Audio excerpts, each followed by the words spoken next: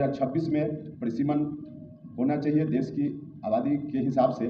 जो संविधान की व्यवस्था है, जो 50 वर्षों से परिसीमन नहीं हुआ, इसका परिणाम है कि दक्षिण के कुछ राज्य जो परिसीमन के खिलाफ हैं, उनके अलावा खास करके हिंदी बेल्ट का राज्य बिहार, उत्तर प्रदेश इत्यादि, इनका बहुत ही नुकसान हो रहा है। संविधान की शुरुआत ही होती है प्रस्तावना से, वी द पीपुल, हम भारत के लोग। और इस हिसाब से हर व्यक्ति को एक व्यक्ति एक वोट एक मूल्य, यह हमारे संविधान की मूल आत्मा है। जिस विषय पर बात करने के लिए आपको कष्ट दिया गया है, बहुत ही महत्वपूर्ण विषय है। और यह विषय है लोकसभा विधानसभा क्षेत्रों के परिसीमन का। परिसीमन की जो प्रक्रिया है अपने देश के संविधान के अनुसार आज़ादी के बाद इसकी शुरुआत हुई। जो व्यवस्था है उसके हिसाब से हर 10 साल के बाद जनगणना, और उस जनगणना में बढ़ी हुई आबादी के आधार पर क्षेत्रों का निर्धारण, और फिर क्षेत्रों का डिस्ट्रीब्यूशन, किस स्टेट में कितना क्षेत्र हो। इस प्रावधान के हिसाब से 51 में, 61 में, 71 में परिसीमन हुआ। लेकिन 71 के बाद जब आपातकाल का दौर आया, इमरजेंसी के समय, इस पर रोक लगा दी गई। संविधान में संशोधन करके 42वां संशोधन के माध्यम से इसको फ्रीज कर दिया गया। उसके बाद 25 वर्षों के लिए किया गया। उसके बाद फिर 2001 में फिर 25 वर्षों के लिए। अब 2026 में वह समय पूरा होता है, अवधि पूरी होती है। 2026 में परिसीमन होना चाहिए देश की आबादी के हिसाब से, जो संविधान की व्यवस्था है। लेकिन फिर से इस पर रोक बरकरार रहे, भारत सरकार पर दबाव बनाने में कुछ लोग लग गए हैं कि आगे परिसीमन का काम नहीं हो। खास करके जो दक्षिण के कुछ नेता हैं, उनकी ओर से अभी जो पार्लियामेंट का सत्र चला, उसमें भी हर दिन लोग परिसीमन न हो इस बात को लेकर शोर मचाते रहे। सदन के बाहर भी उनकी कोशिश है कि भारत सरकार पर दबाव बनाकर परिसीमन के काम को फिर से रोका जाए। 2026 में परिसीमन प्रस्तावित है, तो इसको रोकने की उनकी कोशिश है। इस कोशिश का परिणाम है, या अब तक जो 50 वर्षों से परिसीमन नहीं हुआ, इसका परिणाम है कि दक्षिण के कुछ राज्य जो परिसीमन के खिलाफ हैं, उनके अलावा खास करके हिंदी बेल्ट का राज्य बिहार, उत्तर प्रदेश इत्यादि, इनका बहुत ही नुकसान हो रहा है। संविधान में जो व्यवस्था है, उस व्यवस्था के तहत जो आम लोगों का अधिकार है, उस अधिकार पर हनन है, कुठाराघात है। हमारे संविधान की शुरुआत ही होती है प्रस्तावना से, वी द पीपुल, हम भारत के लोग। और इस हिसाब से हर व्यक्ति को एक व्यक्ति एक वोट एक मूल्य, यह हमारे संविधान की मूल आत्मा है। लेकिन परिसीमन 1971 में अंतिम बार हुआ, 50 वर्षों से नहीं हो रहा है। इसके चलते जो असंतुलन की स्थिति पैदा हुई है जनसंख्या के मामला में, साउथ के कुछ राज्य जहां 21 लाख लोग औसतन एक मेंबर पार्लियामेंट को चुनकर भेजते हैं। बिहार इत्यादि, उत्तर प्रदेश जो हिंदी बेल्ट का इलाका है, यहाँ औसतन 31 लाख लोग एक रिप्रेजेंटेटिव भेजते हैं। यह जो एक व्यक्ति एक वोट एक मूल्य है, इस सिद्धांत के खिलाफ है। दक्षिण के राज्यों का कहना है कि हमने देश की घोषित जो जनसंख्या नियंत्रण नीति है उस नीति के अनुसार काम किया।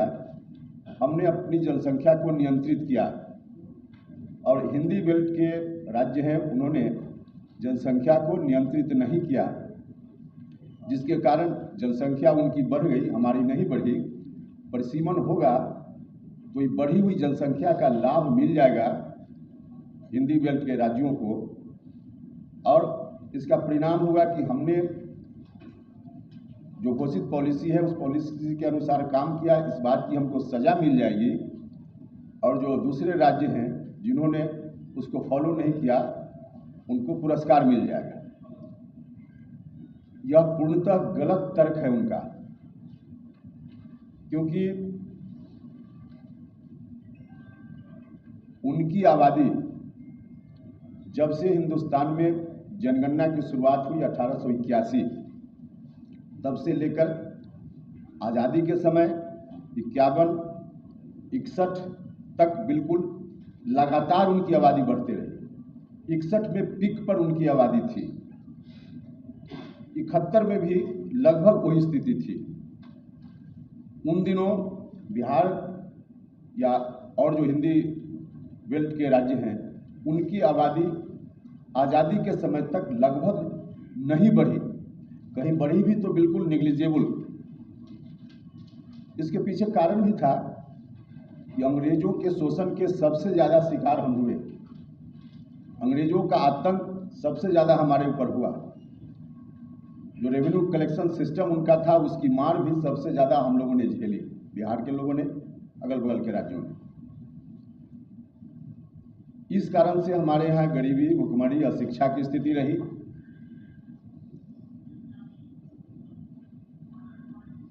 उन राज्यों में विकास का काम दक्षिण के राज्यों में उस वक्त ज़्यादा हुआ, हमारे यहाँ नहीं हुआ। उनके यहाँ अवेयरनेस आया, समृद्धि आई, इसलिए उनकी जनसंख्या उस समय कम होनी चाहिए थी, नहीं हुई। उस वक्त जनसंख्या उनकी बढ़ती रही और हमारे यहाँ जो दुर्दशा की स्थिति रही, हम अंग्रेजों से लड़ने में व्यस्त रहे, तो हमारे यहाँ आज़ादी के समय तक जनसंख्या नहीं बढ़ी। 51 में उस बढ़ी हुई जनसंख्या का लाभ उन लोगों ने लिया, 61 में उस बढ़ी हुई जनसंख्या का लाभ उन लोगों ने लिया, 71 में भी लिया। जब उनकी आबादी चरम पर पहुंच गई, एक ट्रेंड होता है जनसंख्या वृद्धि के पीछे भी, किसी भी एरिया की जनसंख्या बढ़ती है, जब पीक पर जाती है उसके बाद घटना शुरू होता है। तो उनका पीक पर गया, घटना शुरू हुआ है, अब घट रहा है, अब बात सही है। हमारे यहाँ जो जनसंख्या बढ़ी है, अब जो बढ़ रही है, हमारे यहाँ अब शिक्षा का प्रचार प्रसार अब ठीक से शुरू हुआ है। आज़ादी के बाद हमारी उस समय तक वैसी स्थिति नहीं थी। विकास में अब धीरे धीरे हम आगे बढ़ने लगे। बिहार एक उदाहरण है जहाँ इंटर पास महिलाएं जो मां बनती हैं उनका प्रजनन दर कम होता है। मतलब शिक्षा, अवेयरनेस, विकास, इसके कारण जनसंख्या पर नियंत्रण होना या नहीं होना निर्भर करता है। जो सरकार की पॉलिसी है जनसंख्या को नियंत्रित करने की, उसके चलते कोई जनसंख्या का नियंत्रण बहुत हो गया हो, ऐसा नहीं। तो दक्षिण के राज्यों का यह कहना कि हमने जनसंख्या को नियंत्रित किया, तब तक उनकी जनसंख्या नियंत्रित नहीं थी। 1971 तक उसका लाभ लिया। हमारी जनसंख्या उन दिनों नहीं बढ़ी आज़ादी के समय तक, अब बढ़ने लगी है। अब दक्षिण के राज्य कहते हैं कि परिसीमन नहीं होना चाहिए, नहीं हो रहा है पिछले 50 वर्षों से। अपनी बढ़ी हुई जनसंख्या का लाभ उनको मिल गया, लेकिन जब हमारी जनसंख्या बढ़ रही है तो उनकी ओर से फिर व्यवधान पैदा करने का प्रयास हो रहा है। यह बात ठीक उसी तरह से है जैसे कहीं खाना खाने के लिए पंगत लगता हो और जिनको भूख लगी है, खाने की स्थिति में है, खा ले भर पेट, और दूसरे लोग जो उस समय खाने की स्थिति में नहीं थे, अगले पंगत का इंतजार कर रहे हों, और जो भरपेट खाने के बाद यह कह दिया जाए कि अब पंगत नहीं लगेगा, मतलब कि अपनी जनसंख्या जब बढ़ी उनकी तो लाभ लिया। अब हमारी जनसंख्या बढ़ रही है तो उसको कह रहे हैं कि नहीं। उन दिनों जो बिहार या हिंदी बेल्ट के राज्य हैं उनकी जनसंख्या के मुकाबले उनकी जनसंख्या बहुत बड़ी है। आपके हाथ में कागज दिया गया है, आंकड़ा उसमें उपलब्ध है। अब इसको आप लोग देख लीजिएगा। सिर्फ हम एक आध आंकड़ा, दक्षिण के राज्यों की आबादी 1881 में 4.62 करोड़ था। 1971 में यह 13.53 करोड़ हुआ। लगभग 3 गुना आबादी इनकी बढ़ी। उस वक्त उत्तर प्रदेश का हम उदाहरण देते हैं क्योंकि आंकड़ा उपलब्ध है। 1881 में 4.5 करोड़, 1971 में 8.4 करोड़, मतलब लगभग 2 गुना। तो हमारी तुलना में उनकी आबादी उस वक्त ज़्यादा बढ़ी, हमारी नहीं बढ़ी। बढ़ी हुई आबादी का उन्होंने लाभ लिया। अब हमारी आबादी बढ़ रही है तो कह रहे हैं कि नहीं होना चाहिए। हम उनके इस प्रयास का विरोध करते हैं। हर तरह से हमारी पार्टी भारत सरकार से आग्रह करती है कि परिसीमन के ऊपर जो रोक लगी हुई है अब 2026 में प्रस्तावित है, अब फिर से दक्षिण के राज्यों के दबाव में भारत सरकार न आए, परिसीमन का काम शुरू हो और उसके अनुसार देश में जहां जिनकी जो आबादी है उस आबादी के हिसाब से, क्योंकि यह बात हमारा संविधान कहता है, तो संविधान के हिसाब से अब परिसीमन का काम जनसंख्या के आधार पर होना चाहिए। यह हमारी पार्टी की मांग है और दक्षिण के राज्य जो कह रहे हैं वह गलत कह रहे हैं, बिल्कुल तर्क से अलग कह रहे हैं। उनकी बात को नहीं मानी जानी चाहिए। मतलब कि किसी भी स्थिति में परिसीमन अब होना चाहिए। हमारी पार्टी यह चाहती है और इसके लिए अभी हमारी पार्टी का शिविर हुआ था वाल्मीकि नगर बिहार में। उस शिविर में हमने कई प्रस्ताव लिए हैं, उसमें परिसीमन के मामला में भी प्रस्ताव है। हमारा संवैधानिक अधिकार है परिसीमन, इस अधिकार से हमको वंचित न किया जाए। हम लोगों ने उस शिविर में फैसला किया है, इस बात को लेकर हम मुहिम चलाएंगे और परिसीमन हो इस बात के लिए पूरा हर तरह से हम प्रयास करेंगे। इसी सिलसिले में आपको इतनी जानकारी देने के लिए हमने आपको कष्ट दिया। जो आज़ादी के पहले भी जनगणना हुई, सरकारी जनगणना 10 वर्ष पे, या अब भी हो रही है, उसी के आधार पे हम बता रहे हैं। सर, यानी आप कह रहे हैं कि जनसंख्या के आधार पर जिस राज्य का जितना अनुपात हो उतनी सीटें उसको परिसीमन के बाद मिले, और इस हिसाब से अगर दक्षिण के राज्यों में सीटों की संख्या घटती है या बिहार उत्तर प्रदेश जैसे राज्यों की बढ़ती है तो उसी तरह से जिसका घट रहा है घटे, जिसका बढ़ रहा है बढ़े। हम नहीं कह रहे हैं, यह बात हमारा संविधान कहता है, ये हम नहीं कह रहे हैं। अब किसी राज्य की घटे इस पर जरूर गौर किया जा सकता है कि न घटे, लेकिन जिनका बढ़ना चाहिए उनको जो रोका जा रहा है, यह संविधान के खिलाफ बात हो रही है। हम यह कह रहे हैं। सर, लेकिन जो दक्षिण की पार्टियां उनका ये कहना है कि लोकसभा की सीटें उतनी रहने दी जाए और अगर सरकार वास्तव में जनता को उसका फायदा देना चाहती है तो विधानसभा की सीटें बढ़ा दी जाए। क्यों लोकसभा क्यों रहने दी है? लोकसभा में अब हमारे यहाँ के लोग, अभी जो आंकड़ा है उसके हिसाब से 2011 की जनगणना अंतिम जनगणना है अभी तक, उसके हिसाब से बिहार में लीजिए तो अभी 40 की जगह 60 सीट हो सकती है उसके हिसाब से। तो इस लॉस को हम क्यों सहें? और इतना ही नहीं है, जो 40 की जगह 60 संख्या होगी नहीं हो रही है तो इससे नुकसान, इसमें अगर संख्या बढ़ेगी तो रिजर्व कैटेगरी के लोग हैं, अनुसूचित जाति के लोग हैं, जहां अनुसूचित जनजाति के लोग हैं, उनका भी बड़ा नुकसान है, उनकी संख्या भी बढ़ेगी। तो दक्षिण के राज्य कह रहे हैं कि विधानसभा में बढ़ा दीजिए, लोकसभा में मत बढ़ाइए, इसका कोई तर्क है क्या?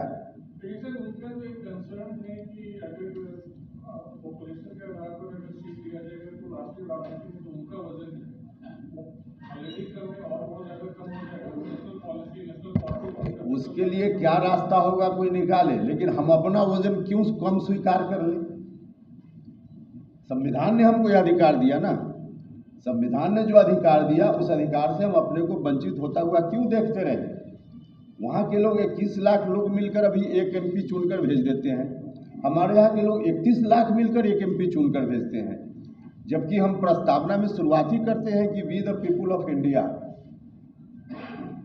तो हिंदुस्तान का कोई एक आदमी कहा गया कि सबका वोट एक और सबका मूल्य बराबर। यहाँ तो सबका वोट एक जरूर, लेकिन मूल्य बराबर नहीं। तो यह संविधान में जो बातें कही गई, संविधान की जो मूल आत्मा है, उसके खिलाफ बात है। हम यह नहीं करेंगे कि किसी राज्य का खामखा नुकसान हो जाए।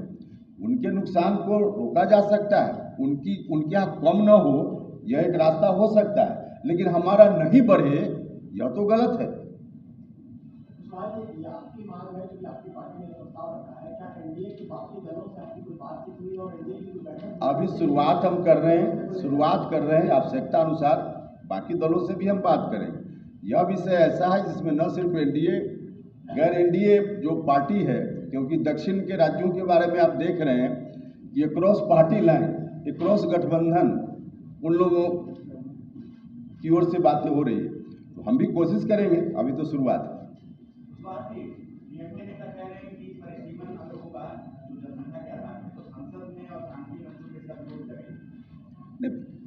विरोध करेंगे, विरोध तो कर ही रहे हैं, लेकिन उनके विरोध को हम नहीं सहेंगे। हम हर तरह से, क्योंकि हम संविधान के पक्ष में बोल रहे हैं, संविधान हमारे पक्ष में है, तो इसलिए हमारे साथ जो अन्याय हो रहा है, कोई जोर जोर से बोलकर चाहे कि इस अन्याय को आगे कंटिन्यू रखें, हम यह नहीं होने देंगे। हम जो तर्क दे रहे हैं, आंकड़ा दे रहे हैं, उस आंकड़ा को झुठलावे, जो भी लोग भी बोल रहे हैं कि परिसीमन न हो, तब हम कह सकते हैं, वरना आंकड़ा हमारे पक्ष में है, संविधान का प्रावधान, संविधान हमारे पक्ष में है, तो हम इस अन्याय को क्यों सहें।